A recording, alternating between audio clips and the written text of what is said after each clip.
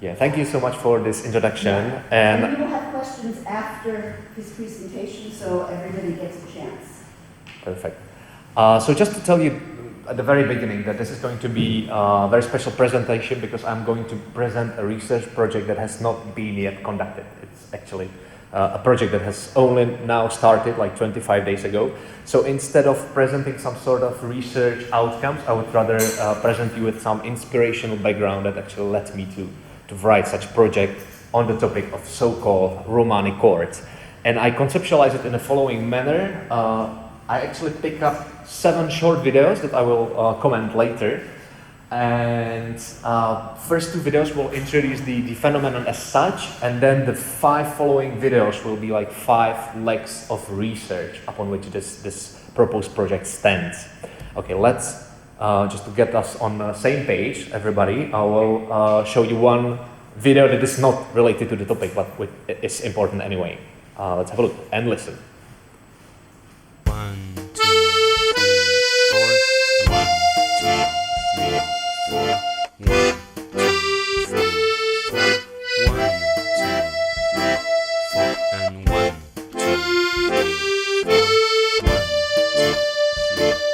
4.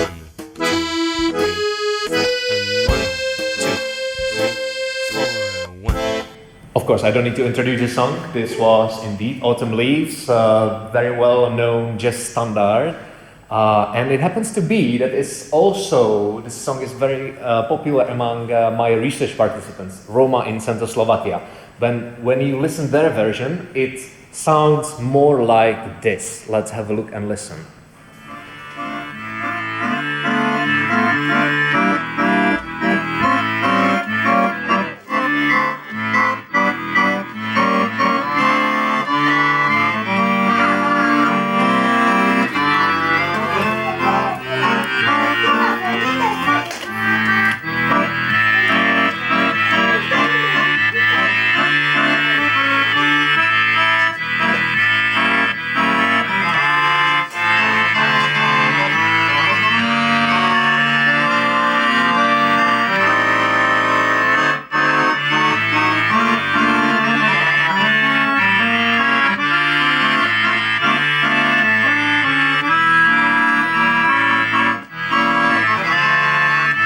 And now there's an important premise to address, which is what I actually talk about when I talk about Romani chords.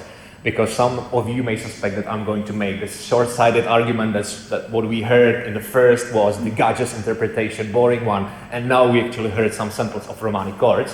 So just let me tell you that this is not that simple. It doesn't work this way. Because if you wouldn't know the context at all, you'd probably think, okay, this was a jazz interpretation, you know, these were jazz chords or simply more advanced chord and more advanced player. You cannot compare these 2 versions because the first one was, you know, arranged in a way that music beginner could play it. So what I talk about when I talk about Romani chords is actually quite obvious on the following video. Let's have a look and listen. Ten akord. A to není asi obyčejný gemo, tam hraješ určitě nějaký... To je taky 6 nebo. Co jsem myslel. To máš dimenzované, víš? Tak, potom máš spolu.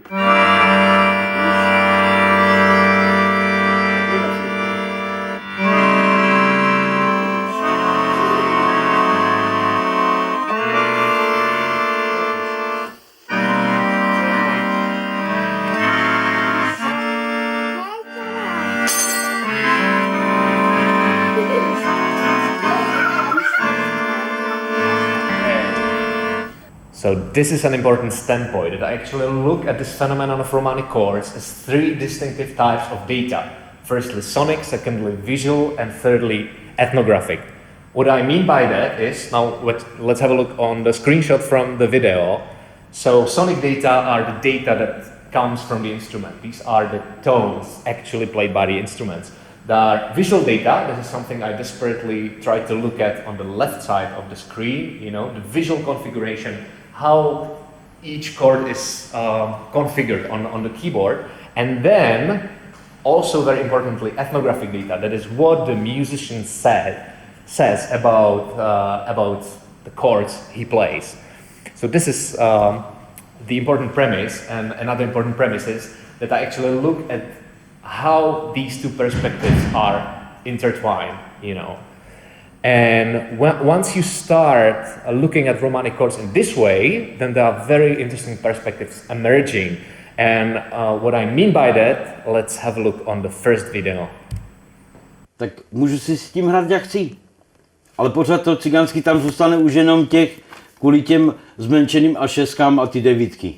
To je celý. Jo, protože hodně romských jakoby muzikantů používají zmenšený akordy. Zmenšený šestky, devítky, jo. Málo kde se dává čtyřka nebo plusky.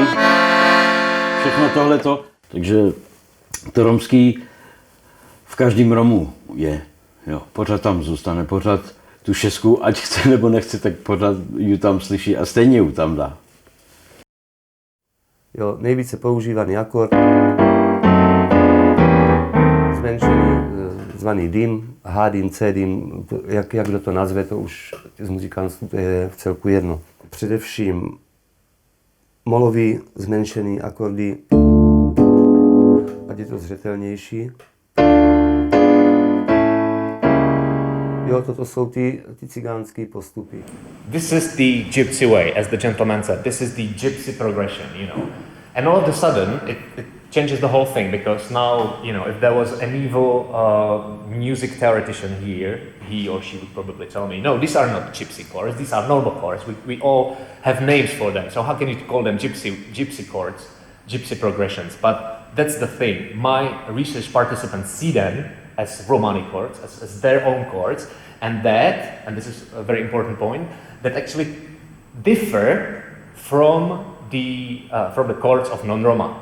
And if I was to summarize some like key points or key keywords that, according to me, sort of specify this Romani chords phenomenon, I would use these three: restlessness, which means that Roma tend to change chords more often. Dissonance, that's something you heard in the video, diminished chords, 6 chords. These are chords that comprise of very dissonant intervals, and this puts this sort of tension as well as this very distinct, so to speak, Romani quality of the sound, and also creativity. And I think this is something that the whole concept and whole phenomenon of Romani chords is actually driven by immense creativity of the musicians. Let's have a look on the second video, which will introduce the second leg of the research. Budu hrát na zábavě pro 200 lidí, pro 300 lidí a zahraju sérii čardášů, tak si myslím, že v ten daný moment, jo, v té zábavě a tak dále, nikdo z těch hostů, tanečníků nepostřehne, jestli zahraju teču mi dav, páno můj, anebo teču mi dav. Nepostřehne to nikdo, protože ta rytmika tam zkrátka jede, funguje, jsou v úletu, tancují a hotovo. So here's another way how to look at the phenomenon of Romani chords as a skill for music economic practices. And this is something for which Romani musicians in my field are very well known, that they are able to play, so to speak, by ear and even play songs that they never heard before. And if you remember right, the initial party 2 days ago, you might have experienced something very similar, because I was asked to be on the stage and sing a song, and the musicians I don't think they were quite familiar with the second song especially. And there was this interesting moment when the keyboardist switched off the automatic beat and he listened closely what I'm actually singing, and all of a sudden he knew the chords and he started accompanying the song brilliantly, and without any mistake. And this is something that you can master, or you need to master, if you want to do business in Romani music making, so to speak. So these are things that you need to master. That is the knowledge of harmonic progression or chord progression in generally, but also you need to know how to master Romani chord progressions, because you are expected to enact this kind of Romani sound on the musical stage, whether you play for Roma or non-Roma. Let's move to the third leg of the research and video number 5. Let's have a look. Kdo tě to naučil takhle, to G-moll 9 a C-moll 6? To ti někdo vysvětlil, nebo? To ešte tí starí cigáni nám vysvetľovali, že aký je to akord. Už vtedy vedeli, že je akord, ale z nót nikdy v živote nehrali, ani to nepoznali, ale už akordy vtedy poznali, že povedzme, keď to bolo, ale už úplne tí starí cigáni, tí hrali naozaj podľa sloku. Kde položili prst, tak stade hrali. Tí starí cigáni, vie. Ale my už títo, aj keď nepoznáme noty, ale akordy a toto už známe, vie. Lebo ja napríklad podľa not nehrám. A keby to mali všetko znotovať, tak by povedali nádhera, vie, že to je proste ťažké, je to, no, čo hráme. Right. So another way to look at the phenomenon of Romani chords is as a consequence of specific enculturation and transmission. And this built up on my older work on specific way of Romani musical enculturation. I was arguing back then against this famous myth that Roma have, so to speak, music in their blood, and instead I was developing a theoretical model how it is possible that their musical skills are so different from non-Roma, ours, so to speak. And this was one of my provisional theses, that the Roma in my field tend to grow into harmonies. What I mean by that is that, for example, if you are a Western classical based or Western classical trained musician, you start with tones, and later on, in advanced lessons, you learn to know that there are chords that comprise of various tones. While if you are a Romani musician in my field, the first thing you start with is chords. You don't learn where the tone A is located, but you learn to know where the chord A minor is. And this, I would argue, rewires the musical brain quite significantly. And as for transmission part, as you would have heard from the gentleman in the video, he said, this was also some sort of knowledge of old Roman that has been, passed to us. And another research question is, of course, how Romani chords are a matter of transmission, but also how they are a matter of innovation, how they are innovated by each generation and possibly even every musician. Okay, this is going to be video number 6. Já jsem třeba, když jsem věděl, že tam hraje nějaký dobrý kontrabasista, tak jsem rychle tam utíkal, jel jsem, celý večer jsem seděl u stolu a poslouchal jsem, jak vlastně tady hraje, jak tahá šmicem, jak mu to jde dohromady. A rychle jsem utíkal domů a nespal jsem do rana a rychle jsem to cvičil, co jsem měl v hlavě a obkoukaný. A takhle jsem se vlastně učil. Jo. A díky tomu, že třeba k nám jezdili ze zahraničí muzikanti a dobří muzikanti, tak vlastně vždycky každý mě něco ukázal. Že jo. Right. So Romani chords can be also seen as a visually conveyed knowledge. I intentionally chose a sample that is, from out of the box of my primary research focus, because my research project is primarily focused on harmonic accompanying instruments, more particularly guitar and accordion. And this gentleman talks about double bass, but according to my experience from the field in Central Slovakia, they actually learn in very similar manner, and this is looking at the fingers of other musicians, expressed by the idiomatic expression in Slovak, pozerať sa na prsty. This is the way how you grow into music and how you learn your musical instrument. And this leg of research also aims to contribute to the broader field of cognition that is, it's kind of underexplored field, which is how the vision actually is involved in acquisition of musical skills in general. Okay, and this is going to be the last video introducing the fifth leg of research. Let's have a look. Oni ty naši Romáci, a když budou hrát druhou písničku, jo, tak to bude znít jak mohl. Rozumíte? Nebo to mají v sobě zakořeněný. To není, že prostě, že to je jako naučený, nebo něco. Oni se s tím narodili takhle. No, oni když hrajou třeba ten, já nevím, čardaš nebo něco, jo.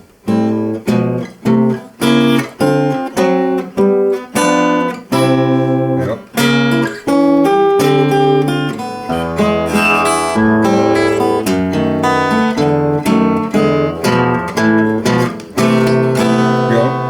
To je to naše. To je ten mol. This is how the minor sounds. This is ours. So another and the last leg of research actually asks the question how Roma understand, conceptualize, or possibly even theorize this knowledge of harmony. You know, how it works in emic or through the perspective of emic categories. So for example, for this gentleman, sounding Romani or putting Romani chords meant sounding minor even though you are in major key, which is something that really interests me a lot. And I'm trying to find in this project whether there are some universal and shared rules about this Romani way of understanding the music. And this is to wrap up, actually. This is pretty much everything I wanted to cover.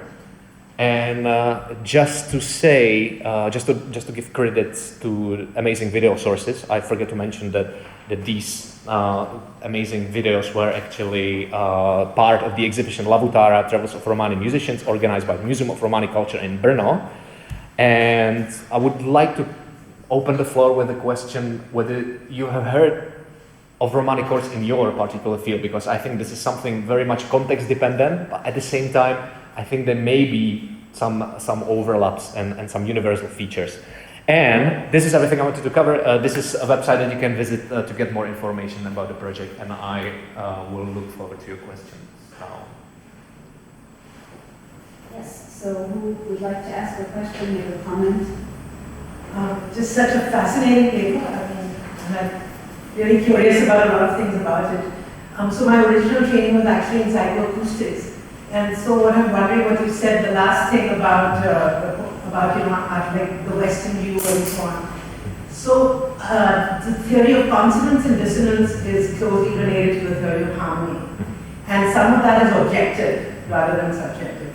So I'm just wondering how this plays into this whole idea of what is perceived as major and minor. Like what the performer said himself about it feeling in minor, what do the perceivers say about that? Like, do you have any data on how it's perceived by the listener? Yes, so there is actually ongoing research on that, on exactly perception of dissonance and consonance in music. And I just wanted to return this slide and address the third point that I didn't quite had a chance to address. That is, this project tries to sort of challenge the Western classical theory of harmony, because as you said, some of this seems to be the most natural way to explaining things, because we got used to it. This is the standard, although it's been developed 200 years ago by white, older male, and so on. So there are some problems with it, but we accepted it as a way of understanding harmony in general. And I guess the role of this project is not to destroy the Western, classical theory of harmony, but rather to see whether there may be other explanation and whether there may be other theories through which, we can sort of challenge this primary position of this Western classical theory, and also how one can learn from the other. So it's not that the Western classical theory of harmony is an evil guy that I'm trying to destroy, but rather sort of framework to which I would like to relate and see what they have in common and in which aspects they are different. Maybe supplemented with some perception experiments. Yeah. Actually, I didn't talk much about the research design. That's a whole another topic that I just didn't want to even introduce, because I would spend another 20 minutes just explaining you the methodology. But there are some sorts of experiments that I aim to do. I'm very happy to tell you later after, during the coffee break, for example. Anybody else? I have a few questions. Did you want to add something? You please go first. Yeah, thank you very much, Peter. It is really inspiring work, and I'm a big fan of you, and I'm looking forward for your results.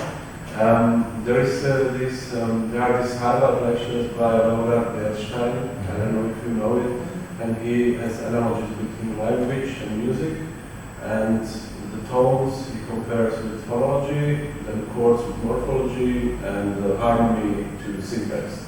And what is interesting, we have this Gilera, our work, and this is really fascinating that simply they ignore this and just go directly to music and they just play. You know, this is this kind of immersed method of Romani learning and teaching. Yeah, so I would like to know if you also have some insights concerning this immersed method, teaching method. And the second thing is just confirmation of your statement that there is some melancholy or minor through whole Czechoslovakia, and further we still encounter this, that there's something typical which is, and they call it melancholy, you know, so minorness. Yeah. Thank you. Yeah, just to refine the question, you asked about the immersed teaching. What did you exactly mean? Like? Yeah, I'm also really a big fan of this. The Gypsies have music in their blood, so this is what I would like to, I don't know, to know more about this, how they teach, learn, what is the method of you know, playing by ear and so on. So because it's not very well described, or I don't know if there are any resources to this kind of, you know, without notes, without sheets, and they just play. So it's really nice to also spread more gradually, I would say, where it's fossilized.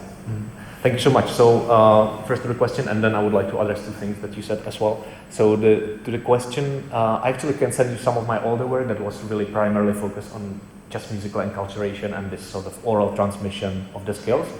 I need to say that I was quite wrong at the same time when I was writing it, because I also overlooked that there are plenty of Romani musicians who now attend music schools and with whom, you know, this all, like both systems of learning and teaching, that is the traditional Romani, so to speak traditional, so to speak Romani, and then the one based on schooling and, you know, attending classes and so on, they sort of mix together, and so this is something I oversaw in my previous work, but I can send you this nonetheless. And just to pick up two other things that you said, the one you said very modestly is the project Gypsy, which I recommend highly to anyone who is interested in music, because this is a fascinating project with so many interesting insights from contemporary Romani music making in the Czech Republic. So it's Gilora, GILORA.cz. And the last one is exactly the sounding minor and sounding diminished. This is something that actually Ondras Kovaisa, by the way, the leader of Gilora project, told me, you know, you should really look into it, how this like way of sounding minor and sounding diminished actually. And it's a bit of a speculative way to put it, but at the same time it fits so nicely, and it I think it's really like a keyword of Romani music in general and Romani chords more particular. Yeah, I'm looking forward to looking into it. Yes. Just a brief comment.